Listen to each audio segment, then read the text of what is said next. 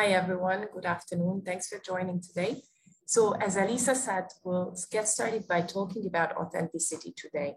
And so basically, as part of the community journey, we'll have 3 months, so 3 consecutive workshops that will be covering this topic from different angles.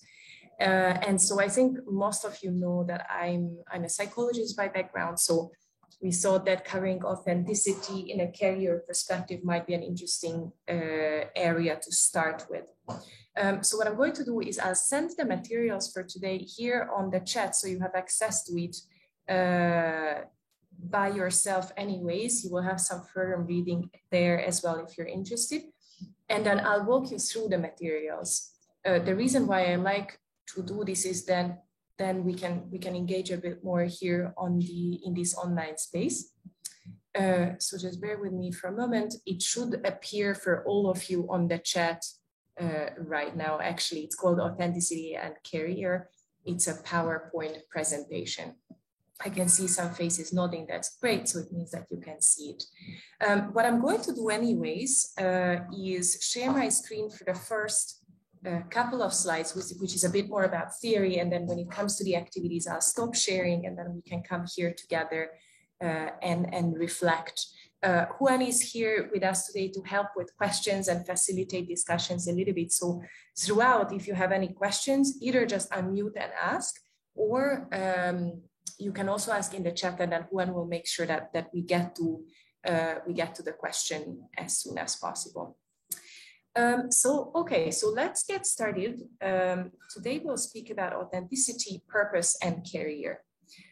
You will have access to all these materials. The only thing I would like you to do is please do not share these materials beyond our group, as I also use some of these materials with my company separately. So that would be very helpful.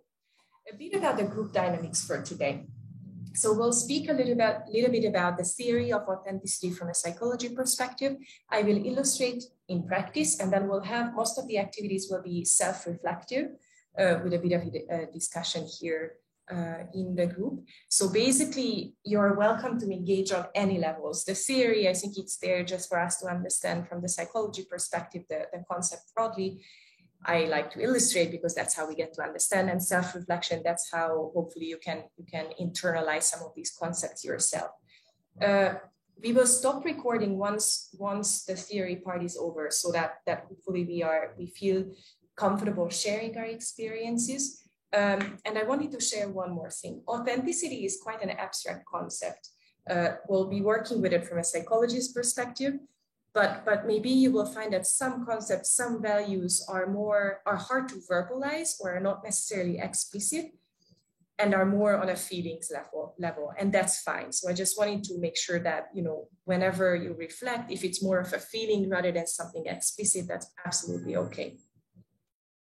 So authenticity, one of the reasons why we thought it's an interesting concept to talk about from the career perspective is because also during the pandemic, this was a question that arose very many times. How can we be authentic? What is our authentic self? How can we make authentic decisions? How can we be authentic in our communication at the workplace? So this was something quite heavily discussed, particularly during the pandemic, which is interesting because this whole question of how to be authentic became particularly important in a time of a paradigm change, in a time of uncertainty, in a time of a crisis that many of us have never lived before. So I wanted to first share a bit about psychology, authenticity from the developmental psychology perspective. So what does authenticity mean? A couple of things that research shows is that young children at a very young age, children are more sensitive to notions of authenticity. They value originals as compared to duplicates. So if we were to show the original, Facebook cup to a child compared to duplicates, the child would probably choose the original as compared to duplicates. So we tend to choose something that is more original. Research also shows that authenticity does play a role in what we find pleasant, what we find entertaining. And it also seems to drive later along the way in teenage years and adulthood our consumer preferences. We like to taste the original Mexican food. We like to taste or we like to visit the typical house, the typical architecture, the original of a new culture that we perhaps visit. And authenticity on the psychological level seems to be correlated with positive relationships, a subjective sense of well-being. That means that I feel good. It's not about how I report any symptoms of well-being or mental health problem, but how I feel genuinely. And it also seems to be correlated with higher self-esteem, self-compassion, and an ability to regulate our emotions. So it seems to be something really good so far. So if we were to define what authenticity means, we would find, so definitions vary, of course, but what we find is that it means that a person experiences his or her actions as self-authored. It feels something I own. I wanted to do this person. And it also means this ability or this feeling that I'm behaving according to what I believe in. So I act based on my values. I feel that what I think and what I feel is what translates to my actions. So it's self-congruency. And then connecting this a little bit to motivation, how motivated we feel during the day, during the month, over the course of a year or a couple of years. And if some of you might have encountered our previous workshop exactly 1 year ago on mental health and well-being, we then spoke about motivation and how we can track motivation. So I'm also linking this a little bit to that. When we think about motivation from the psychology perspective, we can, these terms that you see on the slide would identify different kinds of motivation. We can be intrinsically motivated. It means that our motivation for an activity, for a job, for a career change are based on our values, something that we intrinsically believe in. Identified motivation means that, for example, we work in a team, we are working in a job and we have a boss, and the boss tells us, now we are going to work on climate change related advocacy. And although the goal itself does not come from us, but we believe that the goals are right. And so therefore we identify with the motivation, we feel motivated. And then on the other hand, we might be extrinsically motivated. So that means that we would act based on external rewards like money, like being rewarded, being given an award for something. So that's something external to us. And then we might also be motivated based on an introjective motivation, which is similar to extrinsic motivation. We might be doing something because there's some external reward or resource that we might get after that, and we might not be motivated at all after all if we are amotivated. So I wanted to connect authenticity to these different types of motivation, because it seems to be the case that the more authentic we feel, the more we find that our behavior is based on our feelings and overall values, the more we find that we are intrinsically motivated, the more we find that we can keep going in our everyday job or in our everyday activities without those external rewards.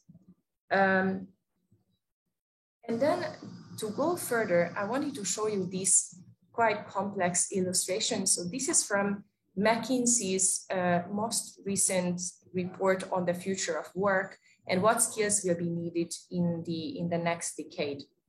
And without going much in depth, I think to me, this really points to the necessity to be speaking about authenticity and how we might base our decisions and our career perspectives a bit more on our values and what our skills ultimately are because of this illustration. So if you have a look, what McKinsey found based on a survey and analysis of skills needed based on 18,000 participants globally is that we will mostly need cognitive, interpersonal, and self-leadership skills. We also have the digital part. To me, that's the one part of these skills that is a bit more hands-on, a bit more practical, looking into programming literacy and data analytics. But the other three, they are all interpersonal skills, or they are all soft skills: critical thinking, communication, mental flexibility, planning, and ways of working. interpersonal, mobilizing systems, working in teams, self-leadership, self-awareness, self-management, entrepreneurship, being able to achieve goals. If this is the trend that we are going to follow in the next decade, then basically to me, this is the best starting point for us to start thinking, okay, how can we make our skills based on our own values, our own experiences, and our own leadership skills from that self-awareness perspective, I guess. You will have the link to the McKinsey article in the end of this slide. So if you're interested, have a read, it's very interesting. Okay, so when I work with clients and when the questions of purpose and authenticity come up, then there's a couple of questions that people very often ask, and I wanted to emphasize or sort of spell them out. Something that I very often hear from people is them saying, I just want to figure out what I really want to do. Another thing is when people say, I'm trying to find out who I really am. And so this is something I would hear from clients from really different cultures and across ages, really. But something from the authenticity perspective that I find is that these questions or these goals are somewhat wrongly phrased, because these have the underlying assumption that we have this one overarching thing that we will want to do in our life, or we are this one person. We are trying to find out this one personality, who we really are and who we will remain being. And when we look at authenticity from the psychology and particularly the developmental psychology perspective, what we find is that that's not necessarily the case. If you think back to who you were when you were 10 years old, when you were 15 years old, when you're 25, and then depending on that, if you're a bit older, then you ask yourself when you're 30, when you're 35, you're likely to find that your values changed, maybe your personality has changed massively even. And so when we think about authenticity, I would like that we keep in mind that we are people who do change. And when we are able to appreciate that change, that's how we are able to find out the next best step, the next most self-authentic decision for ourselves. So this whole question of authenticity would relate to how we make career choices, but also how we make relationship choices, how we relate to one another in a social perspective in our personal life. And so once again, let's appreciate the idea that these values change. And it's also fine for us to say that we don't actually want to make authentic decisions. We are fine with sort of fitting into our social network and abiding to rules and norms that come from that. That's okay as well. So the decisions start from the point whether we want to make certain self-reflective choices. So based on all this, the first three questions that I would encourage you to think about is, how do I build in self-reflective practices in my everyday life so that over the course of years and decades, I am able to reflect on changes and I am able to build in whatever I learned in the past so that I now in the present make my self-authentic decision. One practice I personally typically recommend is setting an hour for yourself in your own Google Calendar, Outlook calendar, whatever you use, on a monthly or quarterly basis so that you get a reminder to keep reflecting. You then don't have to use that hour all the time, but it's a reminder to check, okay, how am I doing right now? And then the two other questions, to what extent do I seek approval from others? To what extent do me feeling good, me feeling ready for the next challenge, to what extent does that depend on approval from others? It's another question to reflect on.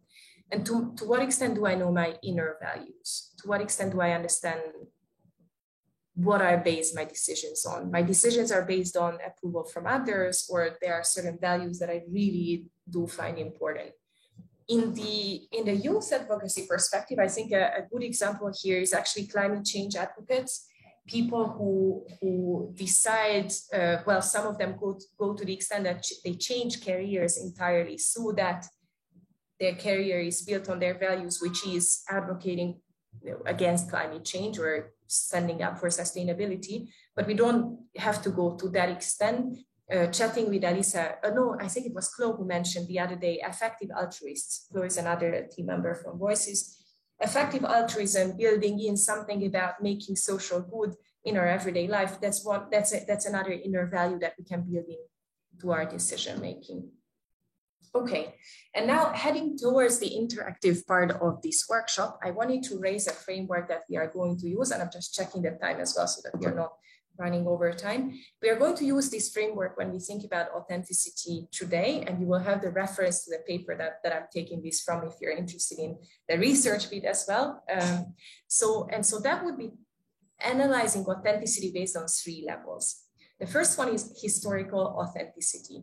This is about the object's history and its connection to a valued person, place, or an event. So a question that we can ask ourselves: am I the person who I was 5 years ago or 10 years ago? To what extent do I connect to my past self? And let me just emphasize here that the historical authenticity is not about remaining the same person. It's about having the connectedness to the person who we were a couple of years ago. It's about making it a linear story, a narrative that I can tell how I became from that 5-year-old to the 25-year-old. The next level, categorical authenticity, the extent to which an entity conforms to the existing beliefs of a particular category. I'm a PhD student personally. To what extent am I like the other PhD students? I'm a Voices member. To what extent am I similar to other Voices members? How do I differ from them? And here, when we think about categorical similarity or difference, an important point is that we don't have to be similar to all our different identities or categories where we belong. The question is this something important to us? There are people who personally find it very important to belong to a certain group. For them to be similar to other community members is really quite important. And to others, belonging to one category is not that important. Here, what's important is that we reflect on whether categorical authenticity is something that matters to us. And if it is, then we can keep reflecting on it. And then thirdly, values authenticity, the consistency between the entity's internal states and external expressions. So that's about the I feel, I think, and I behave. Do I behave and communicate in the same way across contexts? Do I behave and communicate according to what I actually think? An example to this would be, I failed an exam. How do I present this failure to my parents, to my friends, to my partner on social media? To what extent do these different ways of communication overlap or not? Okay, so 3 dimensions: historical, categorical, and values authenticity. 2 further points here. One is that authenticity really differs across cultures. Authenticity in more individual-oriented or individualist cultures is something that really matters. In cultures where a sense of belonging or more collectivist cultures, authenticity would be less important. And this is something important to bear in mind because our self-reflection will depend on this. And then the other point that I wanted to make is about leadership. So if you did manage to read that article that we recommended for you to read in the for this workshop about authenticity and leadership, that article very interestingly pointed out the fact that being authentic, being transparent can also sometimes backfire in a leadership position. Transparently communicating about our weaknesses, sometimes it does work and sometimes it doesn't. And this I wanted to point out because, again, authenticity is about the decision that you make for yourself as to what extent you want your decisions and behavior to be based on your own values. And one can decide that I want that my whole life is based on my values, and that's a good decision. And someone can say, in my personal life with the closest ones, I want to be the authentic me, but then at the workplace, sometimes I do want to conform because that's what feels comfortable for me. And that's also a good decision. It's about the idea that you make this decision for yourself and you are aware of how and why you make these decisions, okay? So just one case study to illustrate all of this. This is a client of mine from the past. Of course, details changed so that it remains anonymous, but let's call her Anne. Let's say she's 31 years old and she's an investment banker. And so this person was seeking a psychologist because as an investment banker, she was at the position that she was no longer a junior person in the field. She wanted to become on a more senior level. She wanted to take on leadership positions. But then she also felt that she actually very much cares about social impact investing, which her company is not doing. And this basically meant to her that if she wanted to get to that leadership position in the firm, she would have to leave the social impact investment she would have to cancel all her plans on that, which would be according to her values, but then she would get to the leadership position in the firm, or she would quit the firm and restart her career. And then she would working on things that are completely aligned with her values, which would mean being more involved in social impact investment. And so here she was in this stage where choosing one or the other thing would lead to very different outcomes. One would be based on a power position, external approval. I'm being promoted to a leadership position and I am being approved by my firm.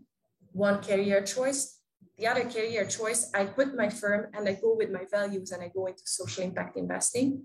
Both are uncertain. We don't know whether she would succeed in one or the other, or perhaps in both, but she had this dilemma. I'm not going to tell you what she decided to do. I wanted to tell you this case study because I think it nicely represents the kind of decisions that we all have to make every now and then. And both are good decisions, right? Like it's not that she would be a terrible person because of choosing one or the other. Both are fine, but this is the dilemma that we are facing today. Okay, I will show you this authenticity scale, and after this we can stop sharing because we'll start with the interactive bit. I'm just going to show these to you. I just would like that you read them and sort of think whether you agree or disagree for yourself on these statements.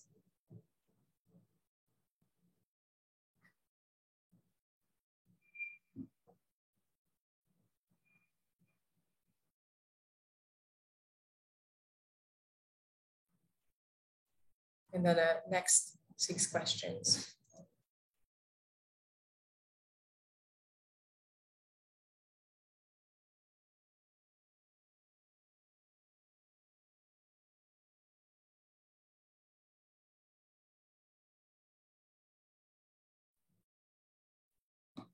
Okay, so I stop sharing here.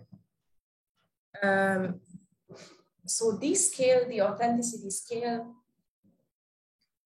it's mainly used in research, and it's trying to measure whether, it's trying to check whether we can measure authenticity, whether we can set up questions that would be a good measure of that. I just wanted to show you the questions to once again show you examples as to how we can reflect on authenticity.